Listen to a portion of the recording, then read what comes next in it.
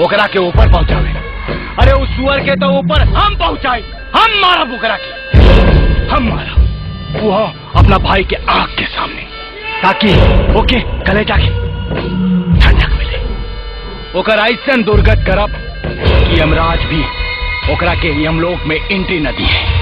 ओकरा पिछवाड़ा पे लात मार के नीचे फेंक दी। बस हमरा मुन्ना के ठीक हो जाते, हमरा मुन्ना के ठीक हो जाते। अरे का जरूरत रहता है अपना ऊंचा अदालत लेके पहुंचे के और जज बने के अब फैसला करे के? जब तारा से भूलवा खोलो तो तारा पुलिस स्टेशन जाके चाहता है ना, तो उनको ये बात के धारा डर नहीं थे कि राजा ठाकुर कितना खतरनाक आदमी बा। जब ओकरा पता चली कि तू ओकरा भाई के मरले बड़ो तब तू तारा के छोड़ी, तब आके सीधे गर्दन उड़ा दी। तो अरे ऐसे कैसे उड़ा दी? उड़ा दी ओकरा बाप के राजा उड़ा दी। आवे दो ओकरा के। अभी ये छोटका के तो कम मरले बन, ये साले के तो और मारब। हमने भाई बाप के हमरे सामने क्यों कुछ बोले और हम चूड़ी पहन के बैठल नहीं, सिखावे चलल बाने। भैया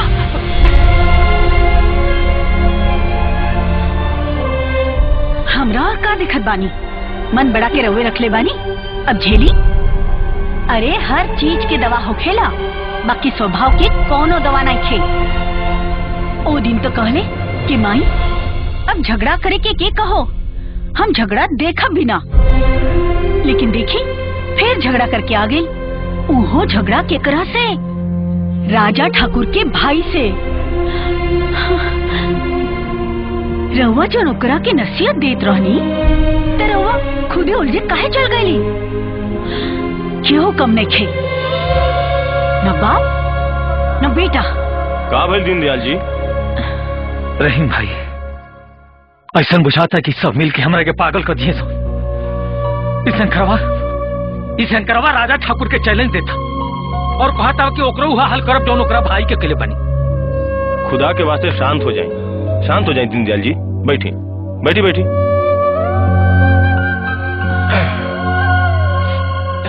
सब ठीक हो जाए। बाकी राजा ठाकुर बा बहुत खतरनाक आदमी और वो अपन भाई के मार खैला के बदला जरूर ली है। वो कभी भी यहाँ आ सकेला, आके तांडव मचा सकेला। इससे बेहतर है कि आप शंकर के लेके यहाँ से दूर चल जाएं। का? कहीं बाहर चल जाए? अरे कहाँ चल जाई और कहाँ चल जाई? हमने के कहीं ना जाए, जाए के बाद तो ऊ जाए, जहाँ जाए मरे के बाद मरे, हमने कहीं ना जाए। भाभी जान आप हमार बात समझे के कोशिश करी। आपका समझत है कि जब राजा बाबू जब शंकर के खोजे यहाँ आई और शंकर ना मिली तो आप लोग के छोड़ दी? अरे वो केहू के ना छोड़ी। वैसे भी घर में एक जवान बेटी है, खुदा न खास्ता होकर नजर पड़ गई तो का हुई पता बा? ना रही भाई ना, हमनी के इजा से हट गेला में ही भलाई बा,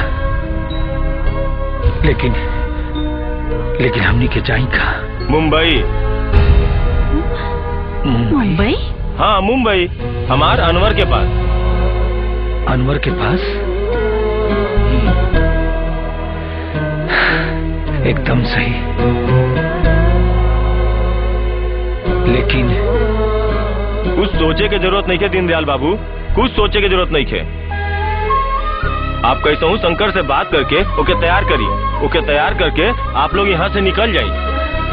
लेकिन वो नालायक तैयार हुई तब ना।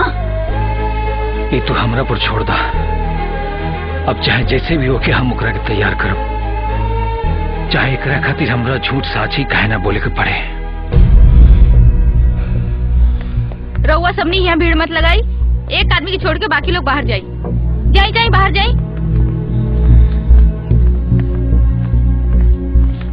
डॉक्टर साहब हमार सब्र के बांध टूट रहा बा।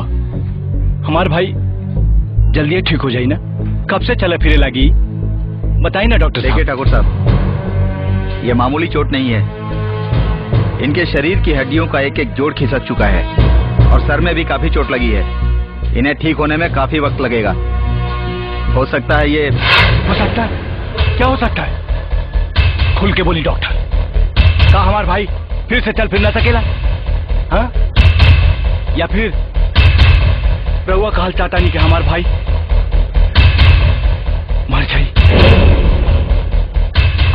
ऐसन भाई डॉक्टर कई शहर में ऐसन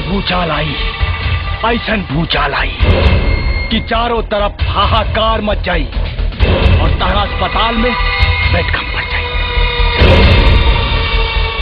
एकरा खातिर हमार भाई ठीक होके के चाहिए डॉक्टर, बुझाइल लो।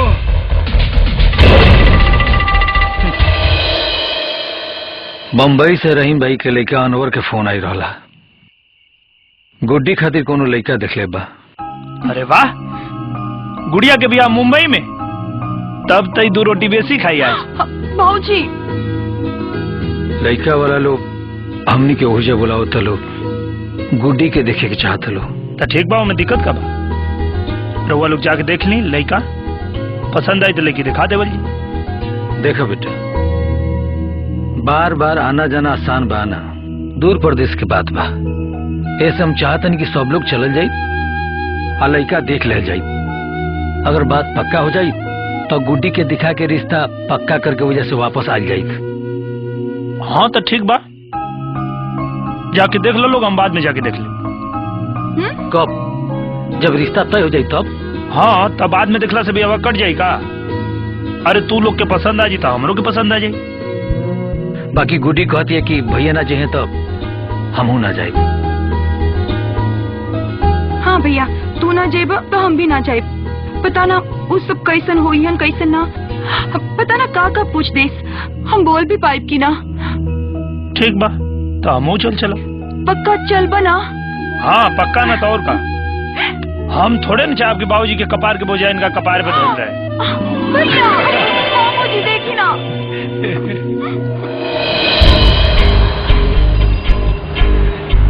अरे देखिए वो गाड़ी घोड़ा बचा के चली आई। हाँ भैया। गाँव ना हो, बड़का शहर हो।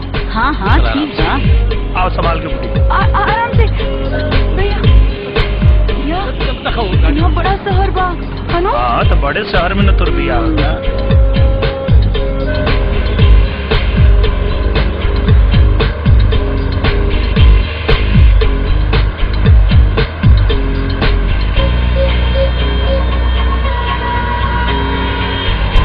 लागत आई है हाजी अली। देख गुड़िया,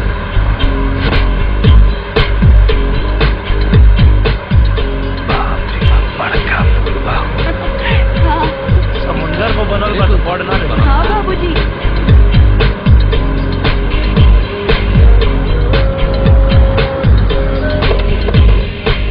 आराम से उतर चलो। हाँ देखो सामान ले ला सब।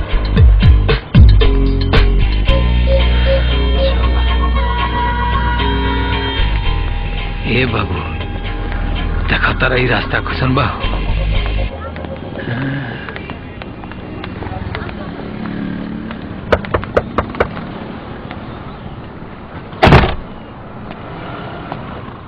अरे शंकर तू?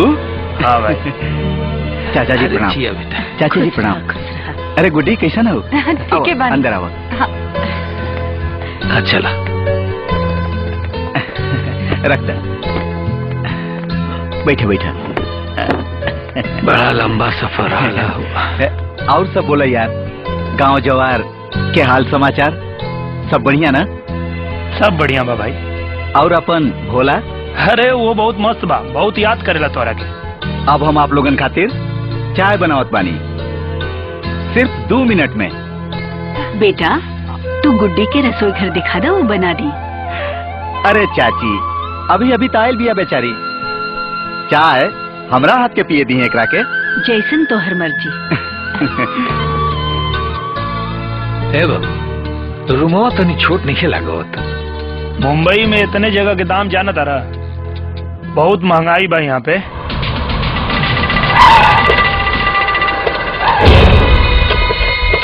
भैया गजन के लिए साला।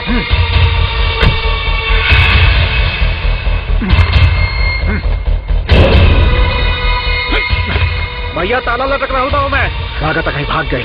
बच के जाई कहाँ साला? ये मोहल्ला के एक गली एक घर सन मारा सन। चलो जी भैया पकड़ के ले आओ सन।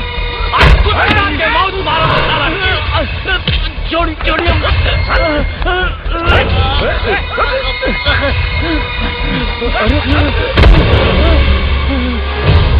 ये दोनों ओके मालूम होगी कि शंकरवा कहाँ बा। काहे कि साला दोनों ओकर बड़ा नजदीकी बाड़न था। उठ साले, उठ।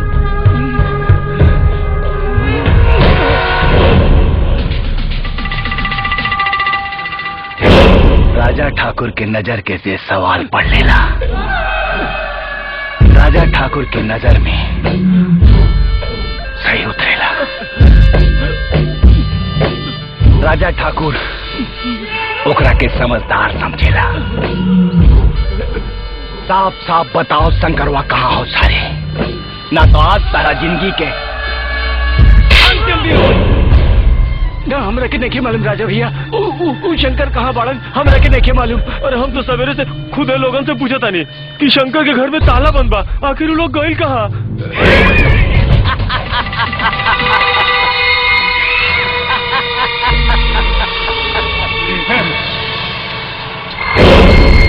कहानी के पता नहीं के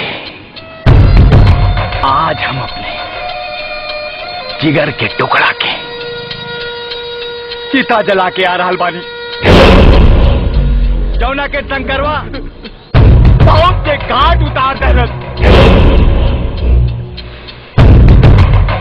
ये कैसे हो सकेला?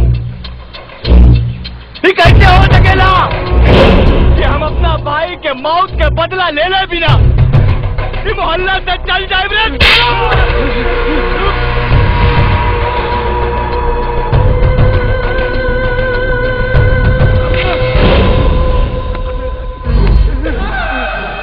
हम नहीं खिंचाने वाले कि शंकरवा हिजड़ा के औलाद पाओ और ऐसे मुंह छुपा के मोहल्ला से भाग जाए साला।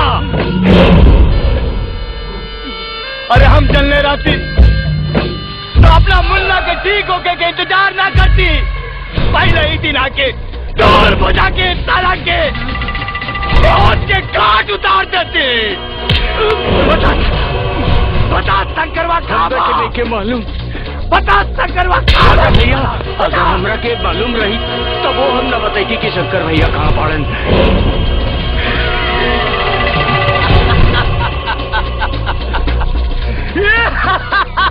बहुत प्यारा ना हो साला। बोला बोला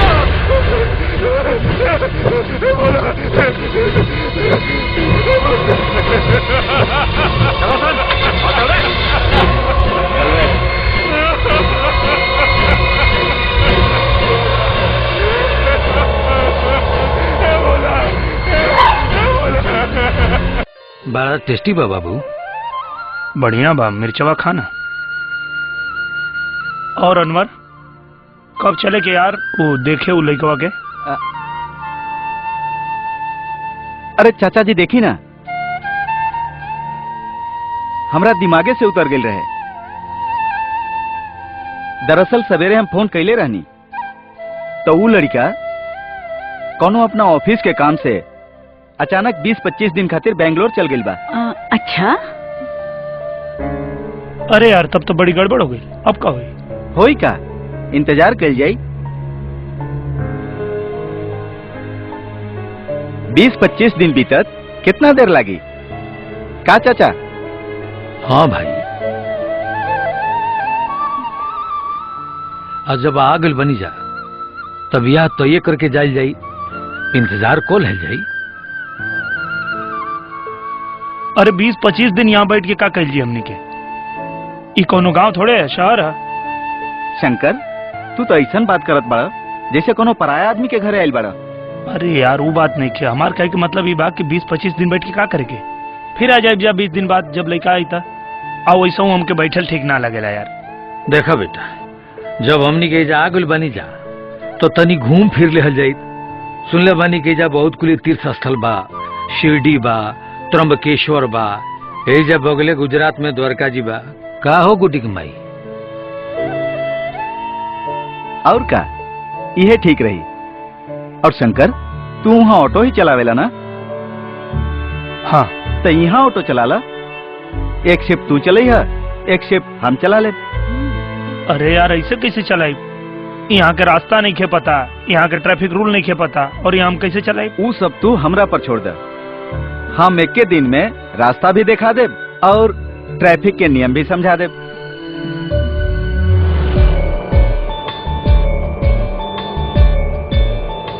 भाई बांद्रा के मशहूर मार्केट है लिंकिंग रोड। हीरो लोग नहीं रहेला का? हाँ भाई अंधेरी के 4 बंगला है, बड़ा मशहूर जगह भाई हो। आदमी से ज्यादा तो यहाँ गाड़ी लौकता भाई। ई एरिया में बहुत ट्रैफिक रहेला, आज ट्रैफिक कुछ कम बा।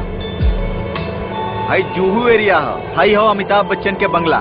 बांस बनले बारे। ई एरिया बड़ा महंगा एरिया बा और बहुत सारा स्टार लोग रहेला नहीं जा। ये एरिया में हीरो हीरोइन देखे के मिल जाइए तरह के। अब आ गए नहीं हमनी के जन्नत में। ये कौन जगह? अरे उतरे तो सही तो पता चल जाये कौन जगह है। अरे तो बतावा ना। अरे बतौला से पता ना चली, यहाँ उतर के देखे के पड़ी। तू स्वर्ग देख ले बड़ा? वो तो मुअला के बाद न देखल जाई। हम तोहरा के जे स्वर्ग दिखाए वो जीते जिंदगी देखल जाला। उतरा तो सही। अरे उतरा ना, चला आवा चला।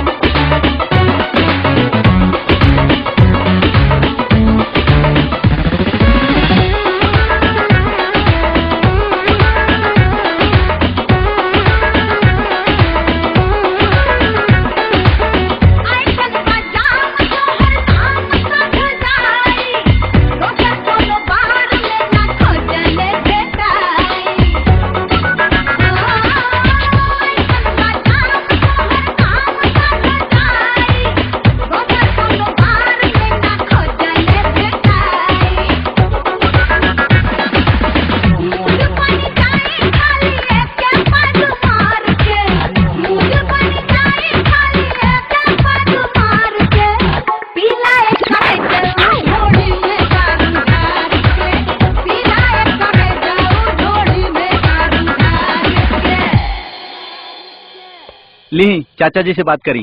केकर फोन है बेटा? अब्बा जान के फोन। रहीम भाई के? हाँ हाँ रहीम भाई। दीनदयाल बाबू, अरे यहाँ की स्थिति बहुत खराब बा। ये राजा ठाकुर के भाई मुन्ना ओकर देहांत हो गई और देहांत भइला के बाद मुन्ना ठाकुर मोहल्ला में आके आतंक मचैले है, जबरदस्त आतंक, सबके मरलस पिटलस। अब तहरा के और का बताई दीनदयाल बाबू, तू तो केहू के ना छोड़लस, हमके भी बहुत मरलस, बहुत बेइज्जती कैलस। अब भोलवा के तो जान से मार दिलस। और आपके पता पूछत रहे। और तो और दीनदयाल बाबू राजा ठाकुर ना शंकर के पूछत रहे, शंकर के बार बार पूछत रहे, शंकर कहाँ बा, शंकर कहाँ बा, बताओ का बोली। एजा बहुत खराब स्थिति बा, जब तक हम ना बुलाई शंकर के एजा मत भेजब।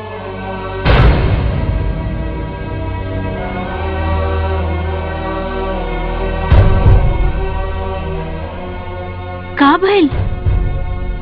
राजा ठाकुर के भैया मर गए और राजा ठाकुर मोहल्ला में जाके भोला के मार दिलस। भोला भैया भोलवा के जान से मार देलस। हे भगवान। अरे छमिया! अरे साले रुक!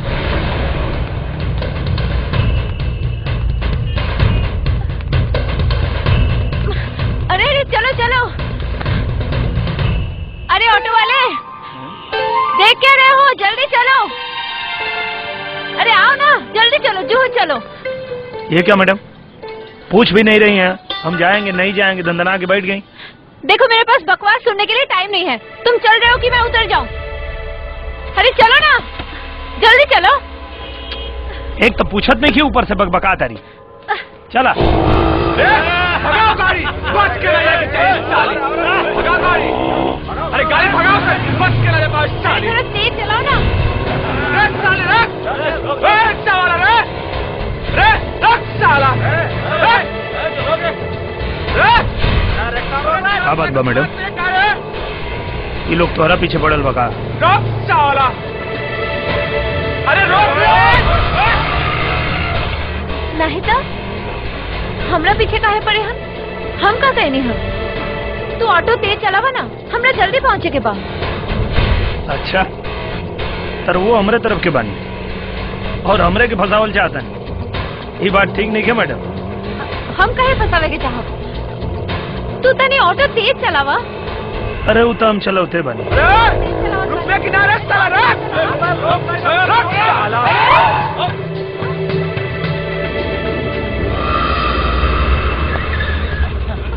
मैडम चलो उतरा, हम कई सब झमेला में नहीं खे पड़े। अरे तू तो बड़ा बदतमीज आदमी बाड़ा। ए तरह कोनो लड़की के अकेले छोड़ के जाए जाला का? अरे तो तुहार ही लोग से काम मामला बा, तू समझा, हम का जानी। ए भाई ले जा अपन मामला सुलझावा। क्या रे, पकड़ ले ली ना। साला बात तो ऐसे करता जिसे ना रोकती तबो पकड़ ले। खबरदार जे कोनो हमरा तरफ आगे बढ़ला तो ई ठीक ना होई। हमरा जीते जी हम ई टेप तोहनी लोगों के हवाले कबो ना करब। लागत तू ऐसे ना देबू, तोरा साथे जबरदस्ती करही के पड़ी।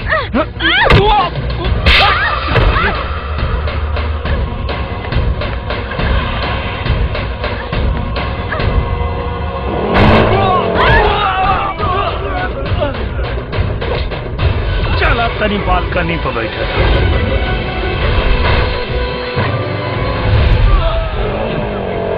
साला रिक्शा वाला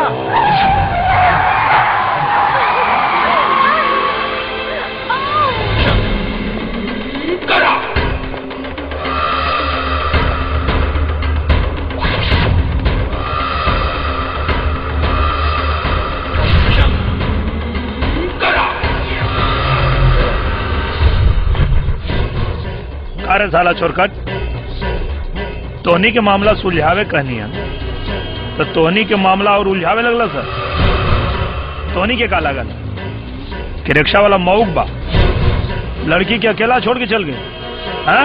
अरे साला तू कौन पाड़े रे?